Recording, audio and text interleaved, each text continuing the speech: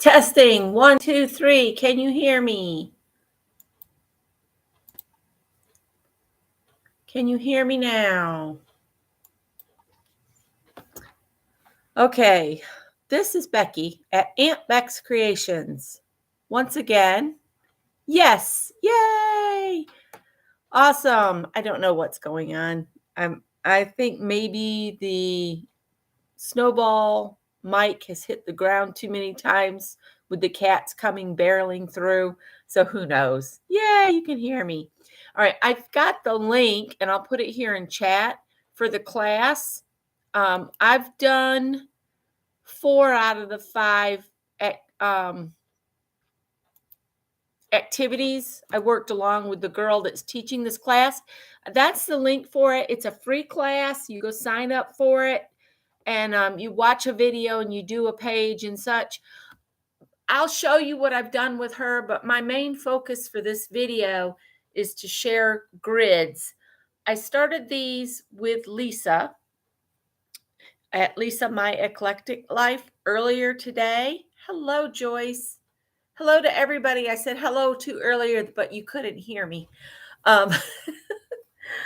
So Lisa started this earlier, and she and Barbara Clark are going to do a session of grid journaling on Thursday. And I can't remember the time. I think it's around 2, maybe.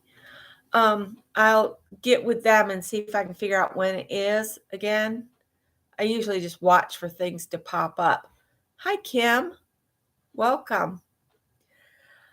So I'm just going to flip through and show you the grids that I was drawing. This was done with a stencil, and I just kind of shifted it around so I had spaces. And I was just playing. This will still work, but it's not really the full concept. I thought it would be a cool idea, but then I shifted, and you'll see. And I'm doing the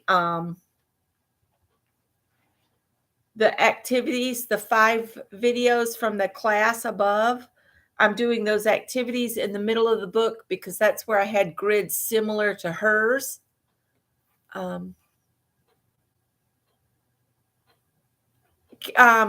Barbara Clark and Lisa on Lisa's channel, they do that on Lisa's channel on Thursday, 1:30 Central on Thursday. So that would be 2:30 for me. But these are some of now I was going to tell you what I did here. I made a cardboard template the same size as my journal page. And then I just used my circle cutter and cut out some circles. Howard, stop it. And I used a paper punch to cut the ovals. And then I just lay it on here. And I went around. And that's how I got these different ones. Let me let Howard in with Scott because he's about to die because the door is closed and he can't get in with Dad.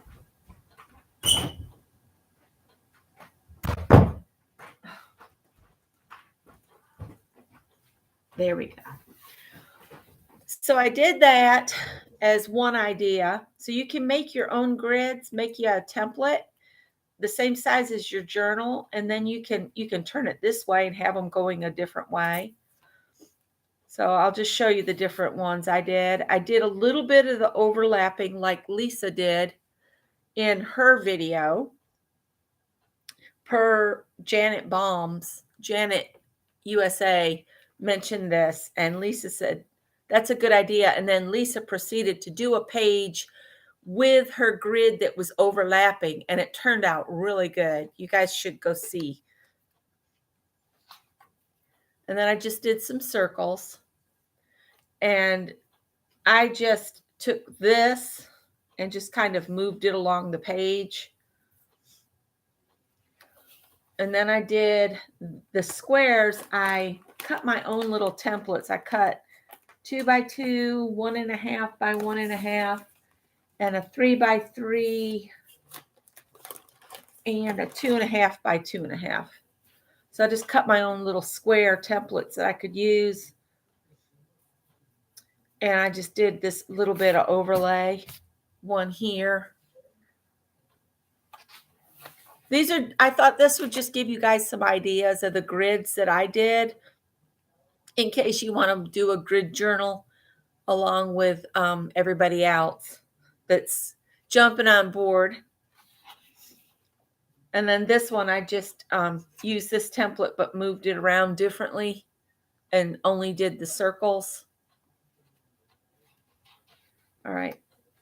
And then I did all ovals. And my oval punch did not like this cardboard, so that's why there's got a flat end, so they look kind of like eggs.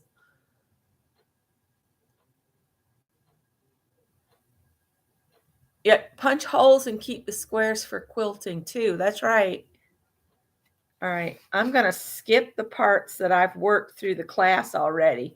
I want to save that. And then I had a scrap of cardboard from cutting out my other squares, and then I could just do like this and draw rectangles and do like a striped grid across. You could do the same and do a strip that's as wide as your page if you wanted to. You can just play with your cardboard. I am feeling better, but if you guys remembered, I had made a congealed salad and we had another tub of sugar-free Cool Whip and some buttermilk. So I made another congealed salad with the pineapple and I broke out. And I've never had a problem with pineapple before, but I had like welts come up in my mouth the last couple days. So after the sore throat, then I got a reaction to the pineapple. So I guess pineapple's off my list. But health-wise, I feel great. I felt well enough yesterday to mow the backyard and start trimming on the neighbor's bushes. They're going to put new privacy fence the full length of their yard instead of having just a section around the pool fenced in, because we have new neighbors and they want their entire backyard fenced in. So he was going to come over in our yard and trim, and I just was feeling good enough. I said, I'll start trimming on those bushes that are over our fence anyway. So, yeah. But then today I've been kind of drowsy and sleepy. Still got a lot done. All right, this one, you'll see I have the little rectangle, and I think I did a 2.5 by 2.5, and then a 2 by 2.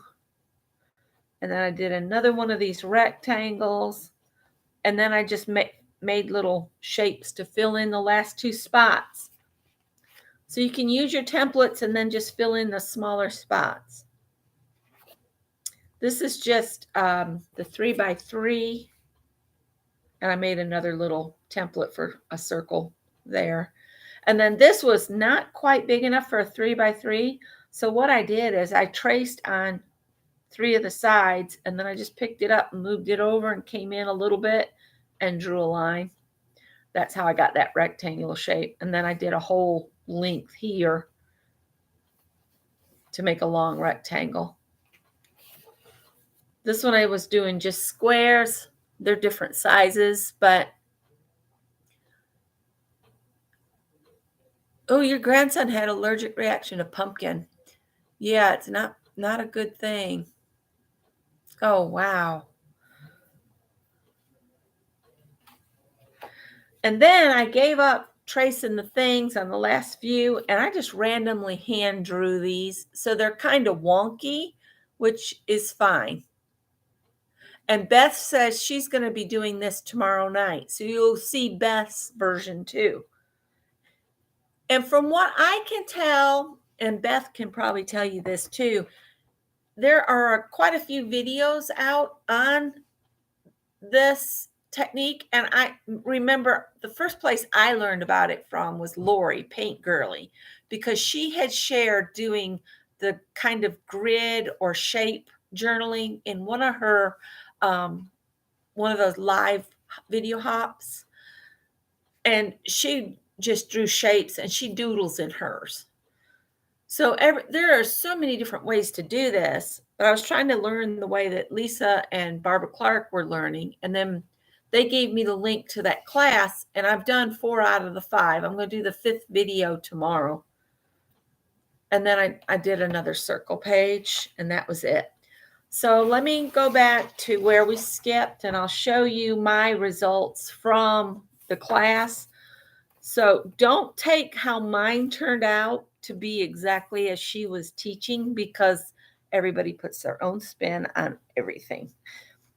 And the most important part about it all is this is to get you to play. So this was my first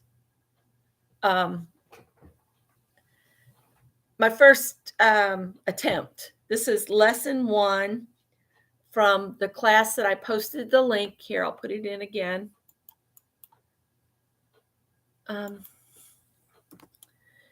If y'all go and sign up, it's free.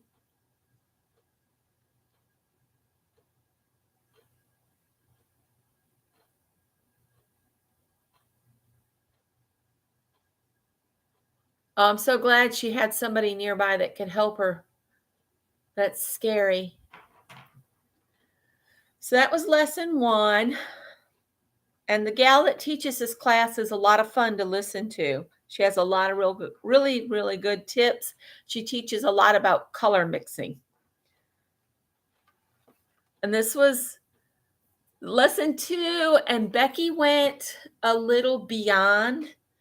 I needed to have remembered that I have a lot fewer squares than she did. She has like a double spread when she's doing the lesson of squares across the whole thing. And I had just these little ones. So I went a little too far. So keep in mind, you might need to remember you're working in a smaller space if you're working on a small journal like I decided to. This one was fun. Then this one, the next one, I really went way over because I started doodling. And this one's still pretty dark, and I feel like I need to add something else, but I've decided I'm going to stop because I think I've gone too far, and Beth is sending me pictures. Yep, Becky did her own thing, and that's okay. So, yeah, these were fun. All right, and then the last one, I really did turn them into, each square is a journal page. And I even went to the step of adding quotes to every single page or square. So this was lesson 4. And you can see I've turned them into real little journal pages. And I like that I put this cork on here. Yep, to have something different in each square. Exactly. So this was my last page. In the 5th one, she pulled out, I think, 2 colors and a black and a white. And that's all she's worked with. Oh, and graphite pencil. So I'm going to do number 5 on the rectangle page and try to make sure I remember to edit myself, and this page was supposed to be neutrals, black and white, but I just pulled my my kind of browns and off browns that I have in my bits and bobs binder. I pulled that out, and that's what I used to complete these. And then I got in my quote pocket and I just pulled out some of Tim Holtz, what are they called? Tiny messages or something like that. So see, this one right here is just a tiny little rectangle. But see, I could take this and I could scan it and turn these into stickers and send them to somebody in Happy Mail. Some of these I wouldn't share because I don't like them. I don't like this page. And I like this page okay. It's just that I feel like it needs something else. But anyway, I think this is going to be a really fun journal to work in. I will tell you the size that I'm doing is a 4x6 mixed media by Master's Touch. It's only like $3.99.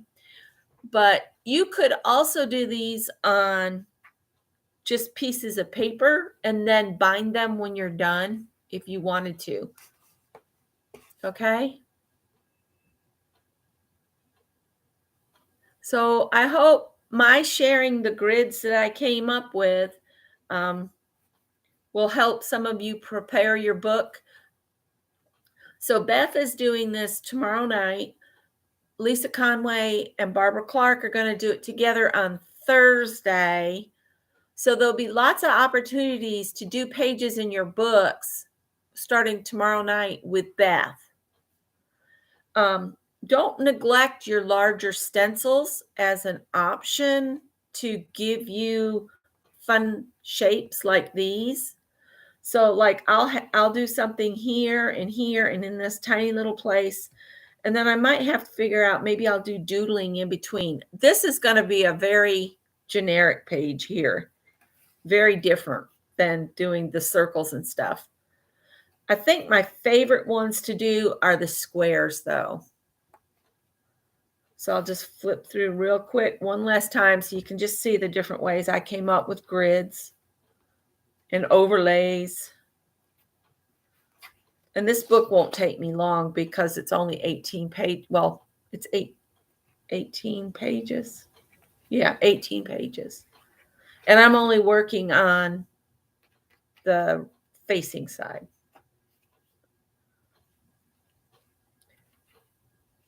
And the girl's little bits that you see here is off a napkin, and I just pulled it apart. But these were fun to do. I still don't like this one. That one's my favorite. So join Beth tomorrow night, and maybe I'll join you too, Beth, and do another page in mine.